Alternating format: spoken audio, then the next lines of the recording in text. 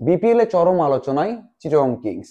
আলোচনা এসেছে পারফরমেন্স দিয়ে নয়। প্রথম ম্যাচে তো বাজে ভাবে হেরেছে, কিন্তু আলোচনা এসেছে একজন মডেলকে নিয়ে এসে, আলোচনা এসেছে আফ্রিদিকে নিয়ে এসে মেন্টর হিসেবে, আলোচনা এসেছে তাদের প্যাড, হেলমেট এবং কিট ব্যাগ এর অবস্থা দেখে।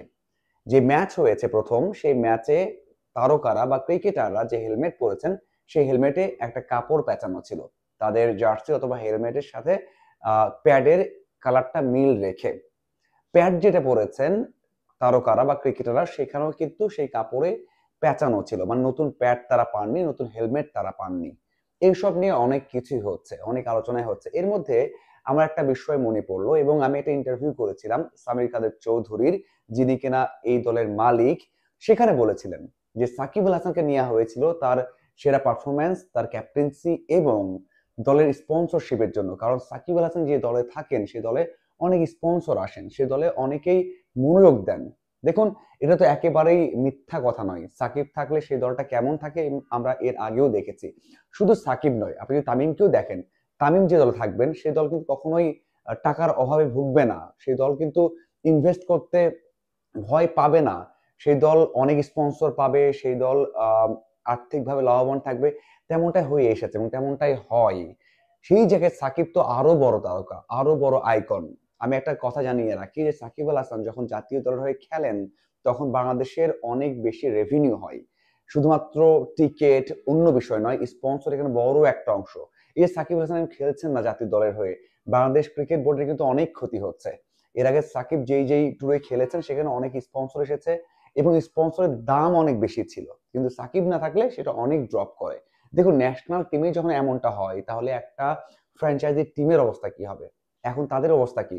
নিশ্চিতভাবেই সাকিব আল হাসান দলে থাকলে এই সমস্যা হতো না, কখনোই হতো না। অনেক স্পন্সর আসতো এবং এই কিট ব্যাগ, তারপর জার্সি অথবা হেলমেট, প্যাড, এগুলো সব স্পন্সর থেকে চলে আসতো। সেই দিক থেকে এটা বড় একটা লস এবং যৌক্তিক কারণ সেই দলের এই কিট ব্যাগ বা অন্য কিছু না থাকার। টাকার জন্য হচ্ছে না, এটা কিন্তু মেনে নিতে হবে। তবে আরো একটা বিষয় আছে, আপনারা বলতে পারেন যে ফ্র্যাঞ্চাইজি, একজন মালিক অথবা একটা দল, তারা এই হেলমেট, প্যাড, কিট ব্যাগ দিতে পারবে না, তাহলে দল কেন নিল? হ্যাঁ, এই প্রশ্ন আসতে পারে।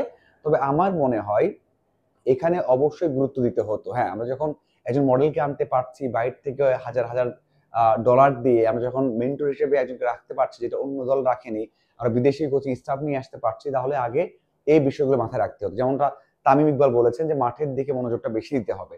আমার মনে হয় এই মাঠের দিকে মনোযোগটা বেশি দিতে হতো। তারপরেও আমার মনে হয় যদি আগে তার কন্ট্যাক্ট করে থাকা হয় আফ্রিদি এবং মডেলের সাথে, তাহলে তাদেরকে তো না করার অপশন ছিল না। যদি কন্ট্যাক্টটা আগেই হয়ে থাকে, যখন সাকিব আল হাসান আসবে চিন্তা করে, যদি তাদেরকে আহ আগে থেকে কন্ট্যাক্ট করা হয়ে থাকে, যেমন ধরেন সাকিব আল হাসানকে আসবেন, সেই সময় মডেল থাকলেন, সাথে আফ্রিদি থাকলেন, তাহলে দলটা তো আরো বেশি আহ সাজানো গোছানো এবং অনেক বেশি অ্যাট্রাকটিভ হতো স্পন্সরদের জন্য।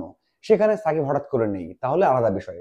কিন্তু সাকিব নেই, টাকা নেই, তারপরে যদি আমরা মডেল এবং আহ, এই যে শাহিন আফ্রিদিকে কন্ট্রাক্ট করে থাকি, তাহলে কিন্তু বিষয়টা ভুল হতে পারে। সেটা করা ঠিকও হবে না। আমার মনে হয় এই বিষয়টা চট্টগ্রামের ম্যানেজমেন্ট মাথায় রাখবে, এবং আমি যেটা বিশ্বাস করি, নেক্সট ম্যাচের সময় বা খুব দ্রুত দ্রুত সময়ের মধ্যেই ফ্র্যাঞ্চাইজিরা এই সমস্যাগুলোর সমাধান করবে বলে আমি বিশ্বাস করি। একটা কথা যেটা আমার ভিডিওর মেইন মেসেজ, সেটা হচ্ছে সাকিব আল হাসান না থাকা এই দলের জন্য বড় একটা ক্ষতি হয়েছে। আপনার কি মনে হয়? আপনি নিশ্চিতভাবেই কমেন্ট করে জানাবেন। ধন্যবাদ সবাইকে সাথে থাকার জন্য। আশা করি আপডেট এবং বিশ্লেষণ নিয়ে হাজির হয়ে যাব।